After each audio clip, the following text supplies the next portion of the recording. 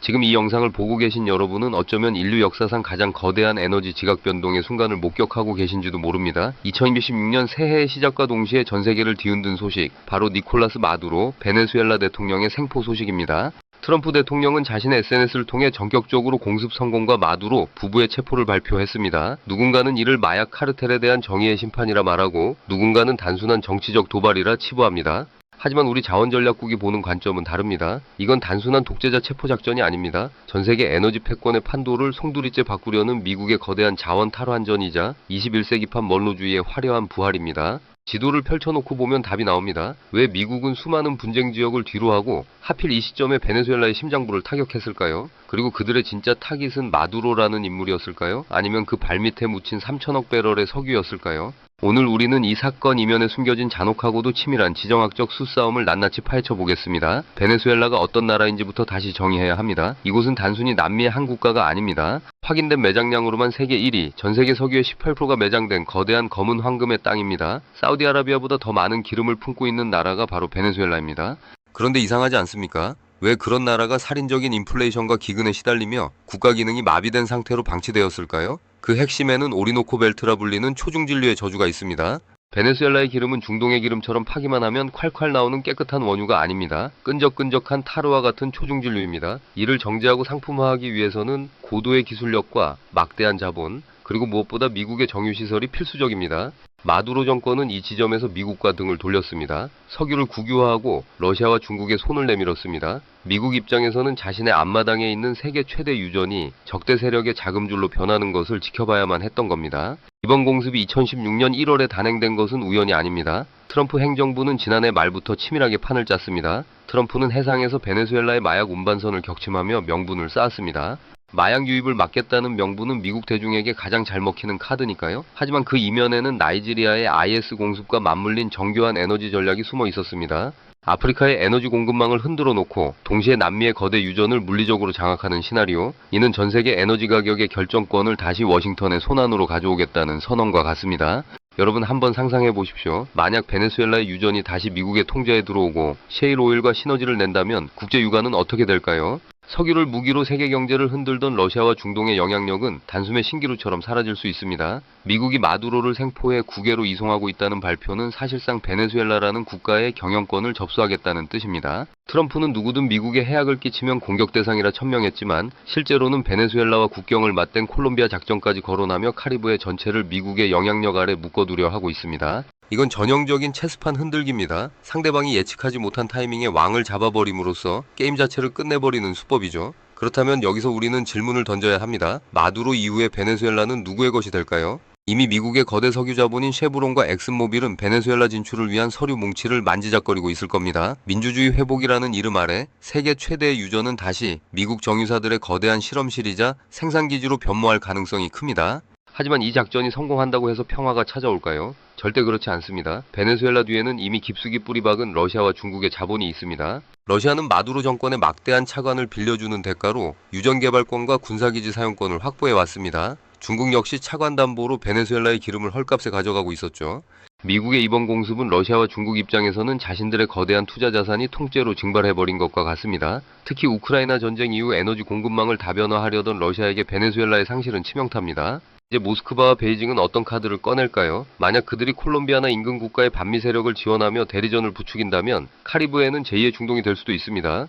여기서 가장 무서운 시나리오는 공급망의 대혼란입니다. 석유는 생산된다고 바로 쓸 수 있는 게 아닙니다. 베네수엘라의 초중진류를 처리할 수 있는 정유 공장들은 대부분 미국, 멕시코만 연안에 집중되어 있습니다. 마두로 체포 이후 베네수엘라 내 유전 시설이 파괴되거나 태엽이 발생한다면 전 세계 중진류 공급에 병목 현상이 발생합니다. 이는 항공유와 디젤 가격의 폭등으로 이어질 것이고 물류 비용 상승은 전 세계적인 인플레이션의 불씨를 다시 지필 겁니다. 미국이 마두로를 잡았다고 환호하는 사이 여러분의 지갑 속 돈의 가치는 소리 없이 녹아내릴 수 있다는 뜻입니다. 이제 우리 대한민국 이야기를 해봅시다. 우리에게 베네수엘라는 먼 나라 이야기가 아닙니다. 한국은 세계적인 정유 강국이자 중화학 공업 국가입니다. 베네수엘라의 유전이 정상화되고 초중진류가 시장에 다시 풀린다면 우리 정유사들에게는 새로운 기회가 될 수 있습니다.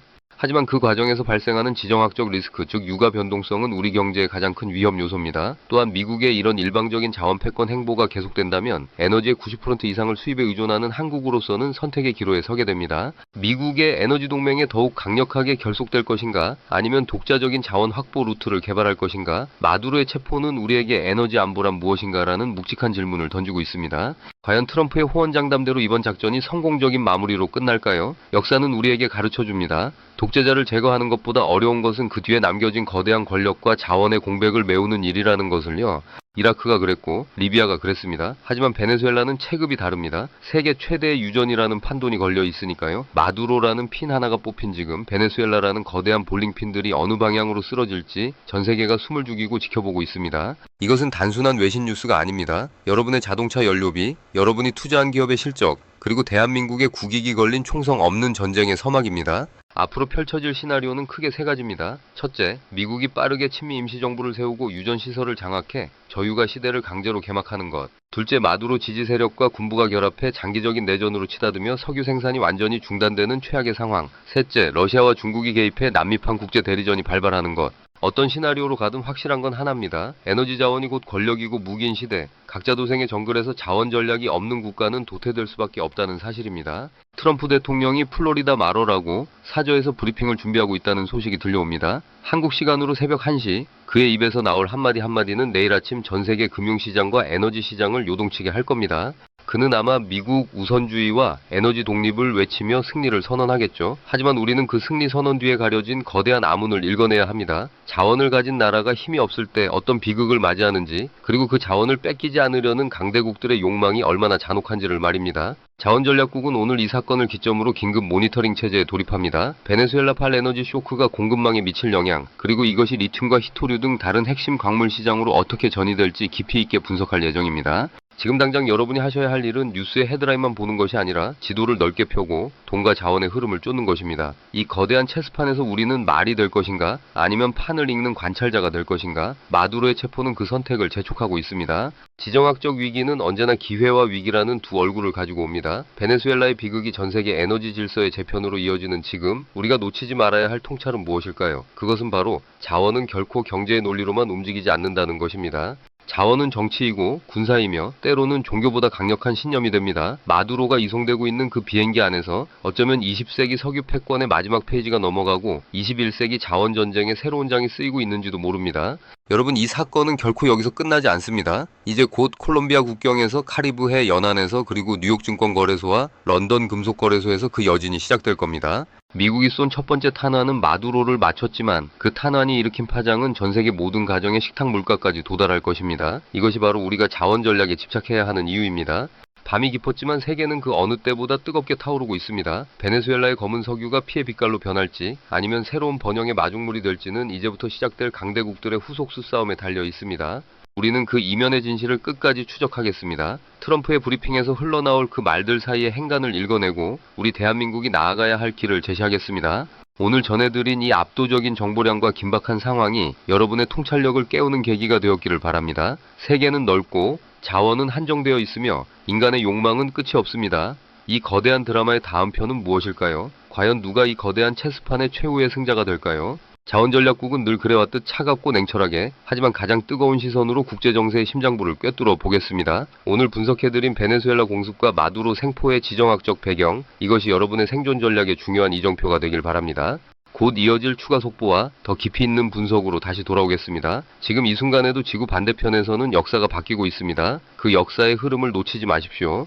잠시 후 진행될 트럼프 대통령의 공식 발표 내용 중 우리가 반드시 주목해야 할 핵심 키워드는 무엇일까요? 그리고 이 사건이 한국의 배터리 및 반도체 공급망에는 어떤 나비 효과를 불러올까요?